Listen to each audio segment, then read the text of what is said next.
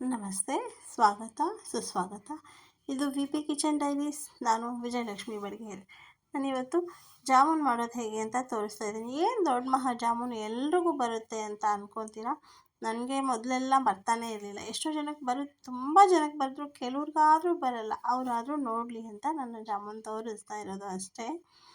ಇವಾಗ ನೋಡಿ, ಒಂದು 1/4 kg ಮೇಲೆ ಸಕ್ಕರೆ ತೊಗೊಂಡಿರೋದು. 1/4 kg ಮೇಲೆ ಸಕ್ಕರೆ ತೊಗೊಂಡು ಸಕ್ಕರೆ ಮುಳುಗೋ ಅಷ್ಟು ಮಾತ್ರ ನೀರು ಹಾಕಿ, ಇನ್ನೇನು ಒಂದೆಳೆ ಪಾಕ ಬರುತ್ತೆ ಅನ್ನೋಷ್ಟು ಅದರೊಳಗಡೆ ಇಳಿಸ್ಬೇಕು. ಸ್ವಲ್ಪ ಒಂದೆಳೆ ಪಾಕಕ್ಕಿಂತ ಇನ್ನೊಂದು 1-2 ನಿಮಿಷ ಬಿಟ್ಟರೆ ಒಂದೆಳೆ ಬಂದುಬಿಡುತ್ತೆ ಅನ್ನೋ ಥರ ಇದ್ದಾಗಲೇ ನಾವು ಆಫ್ ಮಾಡ್ಕೋಬೇಕು ಗ್ಯಾಸು. ಸ್ವಲ್ಪ ತಿಕ್ಕಾಗಿ ಬರಬೇಕು, ಸ್ವಲ್ಪ ಗಟ್ಟಿಯಾಗಬೇಕು ಪಾಕ, ಆವಾಗಲೇ ಜಾಮೂನ್ಗೆ ಚೆನ್ನಾಗಾಗ್ಬಿಡುತ್ತೆ. ಹಾಗಾಗಿ ಇವಾಗ ನೋಡಿ, ಅಷ್ಟು ನಾವು ಪಾಕ ರೆಡಿ ಮಾಡಿ ಕೆಳಗಿಳಿಸಿ ಆರಲಿ ಅಂತ ಬಿಟ್ಬಿಡೋಣ. ಇವಾಗ ಅದು ರೆಡಿ ಆಗೋ ಅಷ್ಟೊತ್ತಿಗೆ, ಅದು ಆರೋ ಅಷ್ಟೊತ್ತಿಗೆ ನಾವು ಜಾಮೂನ್ದು ಎಲ್ಲ ಪ್ರಿಪೇರ್ ಮಾಡ್ಕೊಳ್ಳೋಣ. ನಾನಿಲ್ಲಿ 1 ಪಾಕೆಟ್ ಮಾತ್ರ ಜಾಮೂನ್ ಮಿಕ್ಸ್ ತೊಗೊಂಡಿರೋದು. ಅದಕ್ಕೆ 1 ದೊಡ್ಡ ಸ್ಪೂನು, ಅಂದರೆ ತಿಂಡಿ ತಿನ್ನೋ ಸ್ಪೂನಲ್ಲ, ಚಟ್ನಿ ಸ್ಪೂನಲ್ಲಿ 1 ಸ್ಪೂನಷ್ಟು, ಇನ್ನೊಂದು ಸ್ವಲ್ಪ ಜಾಸ್ತಿ ಮೈದಾ ಹಿಟ್ಟು ಹಾಕ್ಕೊಂಡಿರೋದು. 1.5 ಸ್ಪೂನಷ್ಟು ತುಪ್ಪ ಹಾಕ್ಕೊಂಡಿದ್ದೀನಿ. ನೀವು ಇಲ್ಲಿ 2 ಸ್ಪೂನು ಅಥವಾ 3 ಸ್ಪೂನೂ ಹಾಕ್ಕೋಬೋದು. ಹಾಕದೇ ಇದ್ರೂ ಪರವಾಗಿಲ್ಲ, ಆದರೆ ಒಂಚೂರು ಹಾಕ್ಕೊಂಡ್ರೆ ಇನ್ನೂ ಚೆನ್ನಾಗಿ ಟೇಸ್ಟ್ ಆಗುತ್ತೆ ಅಂದ್ಬಿಟ್ಟು ಅಷ್ಟೇ. ಇವಾಗ ಇದನ್ನೆಲ್ಲ ನಾವು ಕ್ಲೀನಾಗಿ ಮಿಕ್ಸ್ ಮಾಡ್ಕೊಳ್ಳೋಣ. ಏನು ಜಾಮೂನು ಎಲ್ಲರ ಮನೆಗೂ ಮಾಡೇ ಮಾಡ್ತಾರೆ, ಅದೇನು ದೊಡ್ಡ ವಿಷಯ ಜಾಮೂನು ತೋರಿಸ್ತಾ ಇದ್ದಾರೆ ಅಂದ್ಕೋಬೋದು ಎಷ್ಟೋ ಜನ.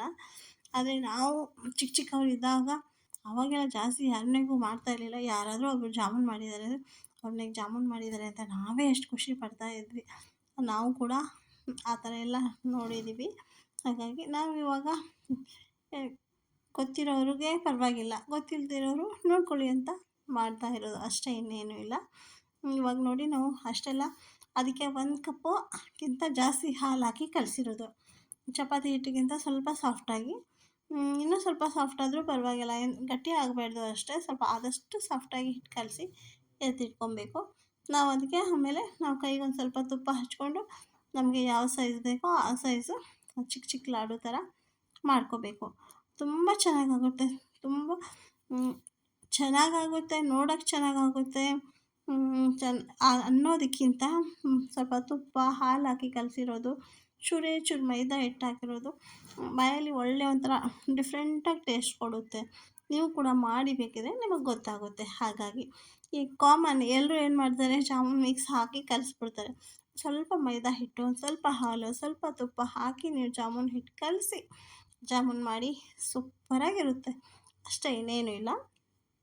ನಮಗೆ ಚಿಕ್ಕದಾ ದೊಡ್ಡದಾ ಯಾವ ಥರ ಬೇಕೋ ನಾವು ಆ ಥರ ನೋಡಿಕೊಂಡು ಲಾಡುಗಳು ಮಾಡಿ ಎತ್ತಿಟ್ಕೊಂಡ್ಬಿಡೋಣ. ಎತ್ತಿಟ್ಕೊಂಡು ಇಷ್ಟೇ ಇದು ಮಾಡೋದು. ನಮಗೆ ಎಷ್ಟು 1 ಮಿಕ್ಸ್ ಅಂದರೆ ಎಷ್ಟಾಗುತ್ತೆ, ಸ್ವಲ್ಪ ಸ್ವಲ್ಪ ಆಗುತ್ತೆ ಅಲ್ವಾ, ಅದೇ ತೊಗೊಂಡು ಅಷ್ಟು ನಾವು ಇದನ್ನು ಮಿಕ್ಸ್ ಮಾಡ್ಕೊಳ್ಳೋಷ್ಟರಲ್ಲಿ ಎಣ್ಣೆ ಕಾಯಕ್ಕೆ ಇಟ್ಕೊಂಡ್ಬಿಟ್ಟೆ ಮಿಕ್ಸ್ ಮಾಡ್ಕೊಳ್ಳೋಕ್ಕೆ ಸ್ಟಾರ್ಟ್ ಮಾಡಬೇಕು.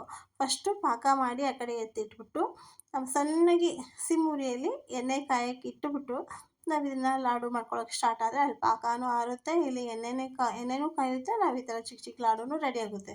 ಒಂದು 5 ನಿಮಿಷ ಫಟಾಫಟ್ ಅಂತ ಮಾಡಿಬಿಡ್ಬೋದು ಅಷ್ಟೇ. 3 ಒಂದೇ ಟೈಮ್ಗೆ ಆಗುತ್ತೆ. ಆ ಕಡೆ ಪಾಕ ಆರ್ತಾ ಇರುತ್ತೆ, ಈ ಕಡೆ ಎಣ್ಣೆ ಕಾಯ್ತಾ ಇರುತ್ತೆ, ಈ ಕಡೆ ನಮ್ಮದು ಜಾಮೂನ್ ಲಾಡು ರೆಡಿ ಆಗ್ತಾ ಇರುತ್ತೆ ಅಷ್ಟೇ. ಇದನ್ನು ಈ ಥರ ಮಾಡಿಬಿಟ್ಟು ನೀಟಾಗಿ ಎಲ್ಲ ಚೆನ್ನಾಗಿ ಡೀಪ್ ಫ್ರೈ ಮಾಡಿಕೊಂಡು, ಚೆನ್ನಾಗಿ ಒಳಗಡೆ ಎಲ್ಲ ಬೇಯಬೇಕು, ಚೆನ್ನಾಗಿ ಫ್ರೈ ಆಗಬೇಕು. ಒಳಗಡೆ ಹಿಟ್ಟಿಟ್ಟು ಇರಬಾರ್ದು. ಅದಕ್ಕೋಸ್ಕರ ಚೆನ್ನಾಗಿ ಆದಷ್ಟು ಸ್ವಲ್ಪ ಸೀದೋದ್ರೂ ಪರವಾಗಿಲ್ಲ, ನೀಟಾಗಿ ಫ್ರೈ ಮಾಡಬೇಕು. ನನಗನ್ಸುತ್ತೆ, ನನ್ನ ಅನಿಸಿಕೆ, ಏನೇ ನಾವು ಕರಿತೀವಿ ಬೇಯಿಸ್ತೀವಿ ಅಂದರೂ ಸ್ವಲ್ಪ ಸೀದೋದ್ರೂ ಏನೂ ತೊಂದರೆ ಇಲ್ಲ. ಆದರೆ ಹಸಿ ಬಿಸಿದು ಮಾಡಿ ತಿಂದರೆ ತುಂಬ ಸಮಸ್ಯೆ ಆಗುತ್ತೆ. ಅದಕ್ಕೋಸ್ಕರ ಆದಷ್ಟು ನಾವು ಚೆನ್ನಾಗಿ ಬೇಯಬೇಕು. ಹಾಗಾಗಿ ಕರಿಯೋದಾದರೂ ಅಷ್ಟೇ, ಮಾಡೋದಾದರೂ ಅಷ್ಟೇ, ಇಷ್ಟೇ ಇದು ಮಾಡೋದು. ಇದನ್ನ ಮಾಡಿಬಿಟ್ಟು ಅಷ್ಟೊತ್ತಿಗೆ ಪಾಕ ಆರಿಬಿಡುತ್ತಲ್ಲ, ಆ ಪಾಕಕ್ಕೆ ನಾವು ಅದು ಇದೇ ಪಾತ್ರೆಯಲ್ಲಿ ಹಾಕಿದ್ರೆ ಒಂದು ಮೇಲೆ ಒಂದು ಜಾಮೂನ್ ಕುತ್ಕೊಂಡ್ಬಿಡುತ್ತೆ.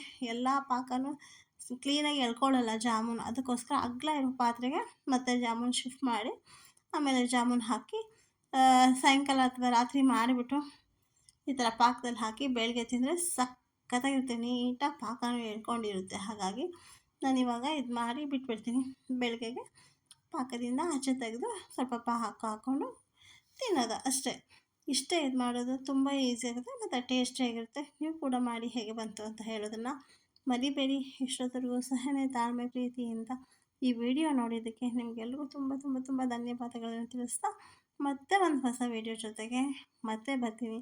ಆದಷ್ಟು ಯಾರೆಲ್ಲ ನೋಡ್ತಾ ಇದ್ದೀರೋ ಸಬ್ಸ್ಕ್ರೈಬ್ ಮಾಡದೇ ಇದ್ದರೆ ಸಬ್ಸ್ಕ್ರೈಬ್ ಮಾಡ್ಕೊಳ್ಳಿ, ಶೇರ್ ಮತ್ತು ಕಮೆಂಟ್ ಮಾಡೋದನ್ನು ಮರಿಬೇಡಿ. ನಾವು ಹೇಗೆ ಮಾಡಿದ್ರು ಏನೇ ಮಾಡಿದ್ರು ನೀವು ಕಮೆಂಟ್ ಮಾಡಿ ಹೇಳಿದ್ರೆ ಸರಿಯಾಗಿದೆ, ಚೆನ್ನಾಗಿದೆ, ಚೆನ್ನಾಗಿಲ್ಲ ಏನಾದರೂ ಒಂದು ಕಮೆಂಟ್ ಮಾಡಿದ್ರೆ ನಮಗೂ ಒಂದು ನಾವು ಮಾಡ್ತಾ ಇರೋದು ಹೀಗಿದೆ ಹಾಗಿದೆ ಅಂತ ನಮಗೂ ಕೂಡ ಗೊತ್ತಾಗುತ್ತೆ.